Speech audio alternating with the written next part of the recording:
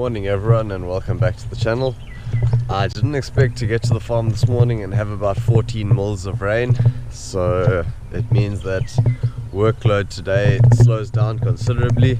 Obviously we can't do too much when it rains, so today we'll have to find alternative plans to do. One thing that I did want to get around to doing is I'm wanting to do some ring mulching around some of the trees, that you guys know what to do, especially heading into winter. I think that it will assist in retaining moisture at your roots, and it will also assist in weed control, so it is something that I will plan on doing. But for this morning we'll just take a walk around, we'll see what's happening, and this is just a typical average morning for us at Pro-Gro. We have made some preparation, I see, for rainy days obviously, so I'll turn this camera around now, you guys can have a look. So underneath that giant cover over there is our big sieve, and we'll obviously have some compost underneath this side where we can at least sieve and we can get things going. So I'm quite happy about that. So one of the first things that I'll do when I get into work is I'll just take a walk through our windrows, see that they are heating up as they should, and just make sure that the quality is where it should be. This windrow that I'm walking next to was made on Thursday last week, so nice new pile. Obviously the rain, it affects our windrow turner, so we won't be able to use that today. But anyway, it is still a working pile, and I don't think it won't affect too much. We didn't have too much rain at least, so I'm quite happy. Not like last week where we had an absolutely enormous amount. Let me just show you guys some of the input and what goes into this windrow, and then you guys can get a better perspective of our product. I'll show you this one over here, which is a brand new pile, and then I'll take you through to one of the ready piles, so you guys can see the difference on the two piles and what exactly the difference of an immature to a mature pile, just so that you guys can get a better understanding of early stages to late stages of composting using a windrow turner or windrows as we are. So let me turn this camera around and you guys can check out the windrow. This is obviously our immature pile and you guys can check it out. This windrow was moved here on Thursday last week, so if I take a close look up here, let's see where I can zoom into. So that over there is what we call abattoir paunch. So it's actually the stomach content from, you know, your cattle and sheep, goats, before obviously it turns into manure. And let me just open this one up, this pile up with my hands, so you guys can take a closer look. You'll see obviously a lot of bigger pieces that haven't broken down yet, which will break down over a period of about 3 or so weeks before they move on to the maturation stage. But for now, let's open this up and let's check it out. Oh, nice and wet after the rain, obviously. Feeling a bit of heat coming through here. I'm sure you guys can see that heat coming through. Take a closer look inside here. I'm sure you guys have seen there's a lot of bigger pieces that haven't broken down just yet, pieces that will break down. But for now, this pile is looking good. Very, very happy. We'll check the temperatures a little bit later on, but I'm sure we're looking at about, on this one, looking at it right now, about 50 degrees. So I think the rain's obviously just kind of stunted the heat a little bit, but it's fine. As the windrow turner goes through, it gets a bit of oxygen and air back into the windrow. I think we will see a pile which is absolutely great. Take a closer look here at this is actually abattoir paunch, so I can see there's a lot of it over here, a little bit wet, but it's fine. So that over there is pure stomach content that comes out of the animals. Just a beautiful product, quite honestly. Adds so much nutrient value into the compost.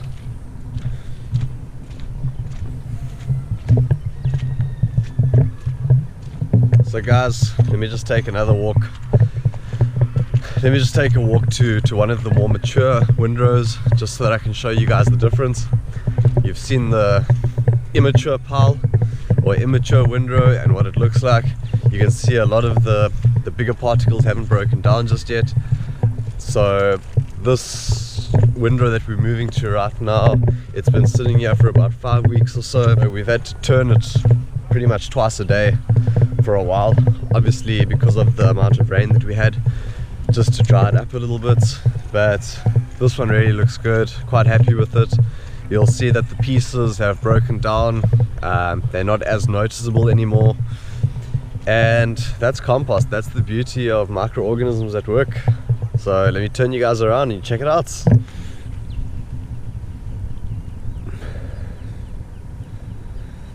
So as you can see here, particles not as noticeable. You've still got this over compost or larger pieces. This can still get turned with a windrow turner for another 2 or so weeks, but quite honestly, I'm happy with it. I'm happy with the way that it looks. I'm happy with the way that it feels.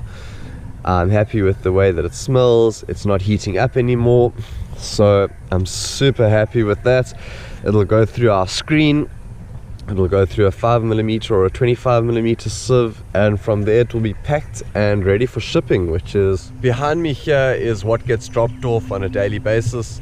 This comes in from our local garden services or our drum collection services in East London, and we get around 1,000 tons of this garden refuse, which goes into our compost each month. So every day it's a bit of a sorting process where we sort through all of this garden refuse, make sure that all of the bigger pieces are taken out and removed so that they can go through a bigger grinder. All of the smaller pieces are put straight into the windrows or into the compost piles so that they can be used to manufacture compost straight away.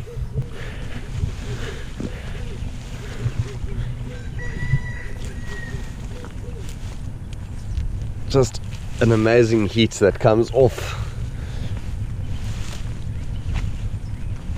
of your garden refuse. It's quite funny how so many people throw this away, where it's actually such a powerful and usable soil amendment. But I think people haven't realized the full potential of what this can do for our soil and how good putting all of these nutrients back into our soil actually is. So behind me here is our holding area. This is where all of our raw product, all of our raw material comes before it gets moved onto the windrows. So I'm not sure what you can see behind me here, but I'm sure, well, I can see abattoir paunch, I can see tobacco, I can see grass clippings, over compost, normal garden refuse. So yeah, quite a nice little holding area, and from there it'll get moved onto the windrows, from there onto the sieve, and from there to your garden.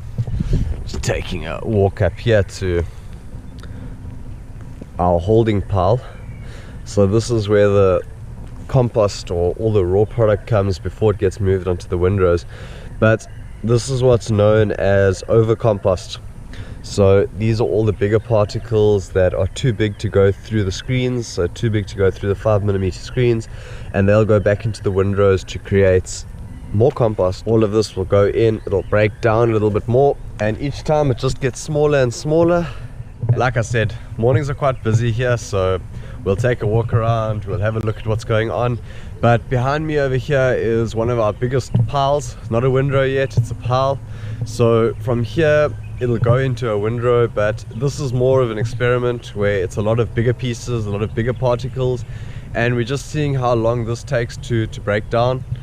We obviously are turning this, so we are putting oxygen and stuff back into it, but there are a lot of bigger woody, bigger logs, etc. that are in here, so those provide space which allow oxygen for the microorganisms to work. So I think this will be a good pile. I'm happy with the way that it's broken down so far. It's just an experiment, I suppose. We'll see once we go through screening and sieving, and once we put it into our soil analysis kit, just so that we can see what the macro and micronutrients are doing. But so far I'm quite happy. It hasn't been turned for a while. I'm expecting it to be a bit grey inside, so let's open it up and have a look.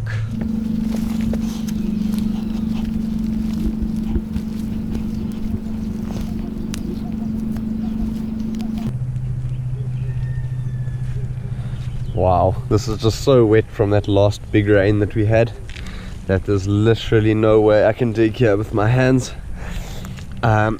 I'll see if I can get the TLB around here just now, just to open all of this up. But I think I need to get some definite oxygen in here, because I think that the rain kind of slowed down decomposition somewhat. I can still see there's a little bit of smoke coming off, a little bit of steam, but not as much as there should be. So we'll open this up a bit later and we'll let you guys take a look, and I'll take a nice video and I'll show you guys exactly what's going on here. I did say I'd get the TLB around just to open this one up so you guys can see. I did mention that I have a feeling that it'll be grey. The reason that it would be grey is for three reasons. Either it's too much moisture, which is a great possibility with the amount of rain we've had, or the pile is too dry, or there's not enough nitrogen in the pile.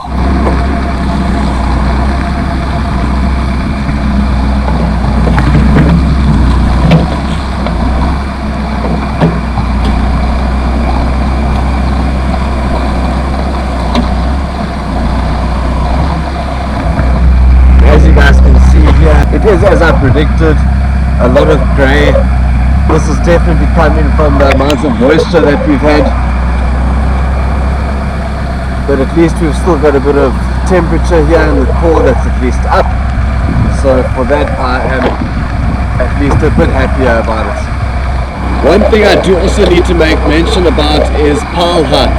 So if you're making compost at home, your pile height's obviously not going to be as high as this because you won't have the machinery, but try and keep your piles about 1.5 meters in height by 1.5 meters in width. I think this gives you adequate amounts of room for core temperatures of your compost to heat up to where they need to be in order for correct decomposition.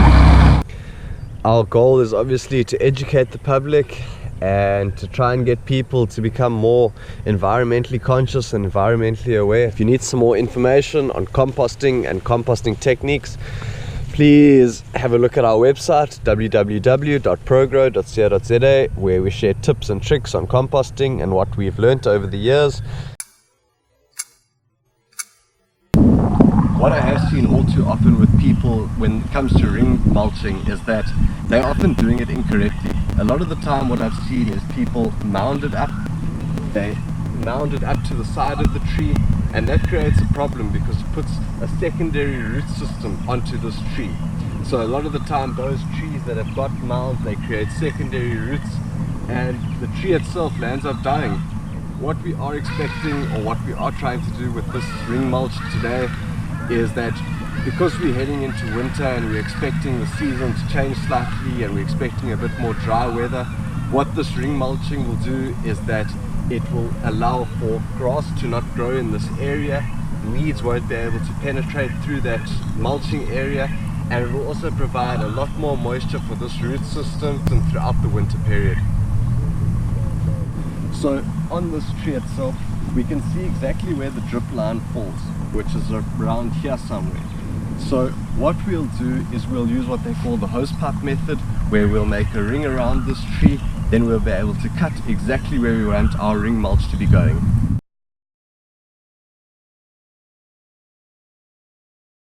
Once you've finalized your desired ring size, make sure you carefully cut away the grassed area, making sure not to interfere with any of the existing root systems on the tree.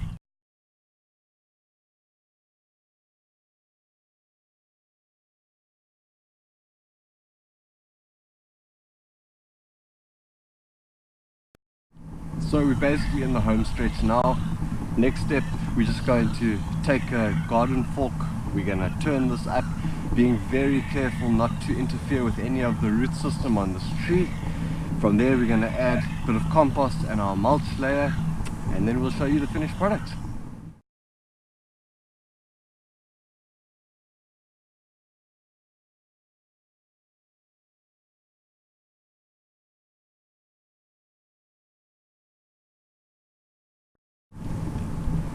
And there you have it, folks.